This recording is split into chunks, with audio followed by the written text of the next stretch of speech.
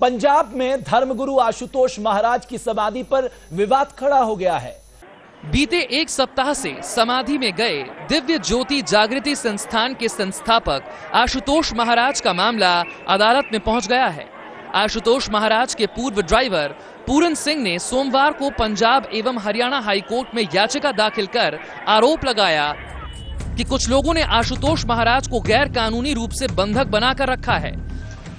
हालांकि आश्रम की ओर से जारी बयान में इन खबरों को पूरी तरह से गलत बताया गया और दावा किया गया कि आश्रम की गद्दी संभालने और जायदाद को लेकर कोई विवाद नहीं है। उत्तराधिकारी को लेके हमारे यहाँ पर कोई परंपरा नहीं है। महाराज श्री उनकी प्रॉपर्टी कुछ नहीं है, क्योंकि महाराज श्री ने अपने नाम से आज तक कुछ भी नहीं खरीदा, ना कुछ अपने नाम से रखा, ना ही उनका कोई बैंक अकाउंट है पूरे संसार के अंदर। आशुतोष महाराज समाधि में चले गए हैं और दिव्य ज्योति संस्थान का मामला जो है वो पंजाब हरियाणा हाई कोर्ट में जा पहुंचा है। वजह है आशुतोष महाराज के एक ड्राइवर हैं जो खुद को क्लेम कर रहे हैं और उनका ये कहना है कि ये सारा जो अभी तक जो ये पूरा रहस्य जो बना हुआ है इस वजह से है क्योंकि प्रॉपर्टी को लेकर उनके जो शिष्य उनकी नजर है। तो बात करने के लिए इस वक्त हमारे साथ हैं सदविजय भारती, उनसे बात करते हैं।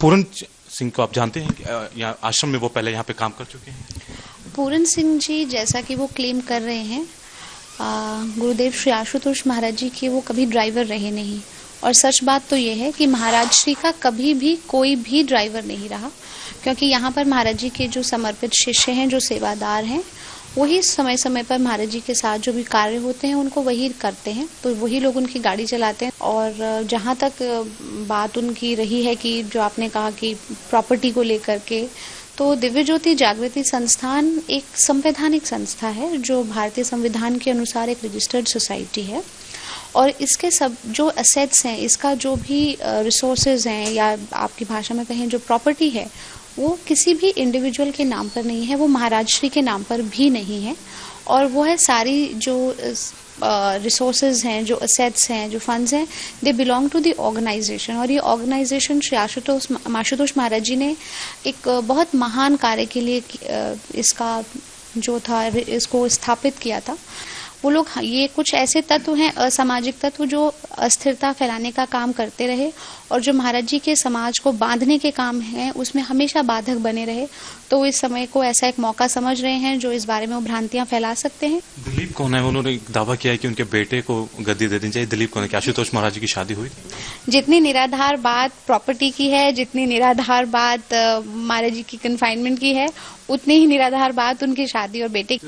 ये थे आश्रम की तरफ से जिनका ये कहना है कि जो पूरन सिंह जो है जो क्लेम कर रहे हैं वो दरअसल निराधार है, और जहां तक वो क्लेम कर रहे हैं कि आशुतोष महाराज की शादी हुई है, उनको भी ये बिल्कुल निराधार बता रहे हैं। वीडियो जर्नलिस्ट विवेक के साथ Puneet India news nation, Jalandhar. अभी आशुतोष महाराज किस परिस्थिति में रखे गए हैं, कुछ आप हमें बता सकते हैं? जब हमने उनसे पूछा कि अभी आशुतोष महाराज की वहां पर क्या स्थिति है, तो उनको यही कहना था कि अभी वो ब्रह्मलीन में है, और उनके लिए बकायदा वहां पर जो हमने एक 0 डिग्री सेल्सियस जैसा कि हिमालय का टेम्परेचर होता है, बिल्कुल वैसा ही जो टेम्परेचर है वो हमने उस कमरे का बनाया हुआ है। डॉक्टर के अग्रवाल, क्या कोई गुंजाइश हो सकती है, ऐसा कभी हुआ है कि कोई व्यक्ति को मृत घोषित कर दिया होगा क्लिनिकली, लेकिन बाद में वो जिंदा हो? थ्योरेटिकल क्वेश्चन ये है कि क्या एक आदमी को मरने के बाद में, यानी कि सांस रुकने के बाद में, क्या वो जिंदा रह सकता है? Theoretically yes. Therapeutic hypothermia state के अंदर में कॉन्शियसनेस तब तक शरीर नहीं छोड़ेगी जब तक उसका टेम्परेचर तेज उसकी बॉडी का वापस नहीं आएगा और तेज सत में विलीन नहीं होगा, तब तक आदमी की डेथ नहीं होती। सांस रुक गया है, हार्ट रुक गया है, लेकिन रिवाइवेबल है। जब तक ब्रेन नहीं मरेगा, हार्ट रिवाइवेबल है।